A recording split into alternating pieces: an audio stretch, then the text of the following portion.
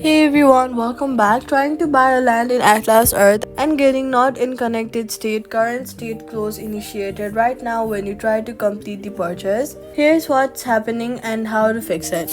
This error means Atlas Earth's connection to its purchasing server dropped right in the middle of the land buy transaction, usually because of brief network interruption or server side hiccup.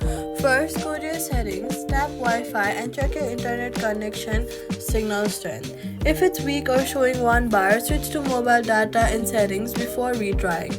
After switching to a stronger connection, force close the Atlas Earth from your recent apps and then wait for a few hours and reopen it. Then navigate back to the parcel you are trying to buy and the purchase fresh on new connection. If you get the error again, go to your settings and then toggle airplane mode on. Wait for about 15 seconds, then turn it back off to completely reset your network. Then reopen the app and retry. If the error persists across multiple strong connections, it is a server-side timing issue.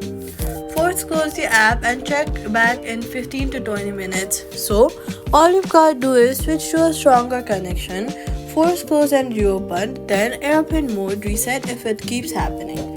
The purchase will go through and that's it. Subscribe.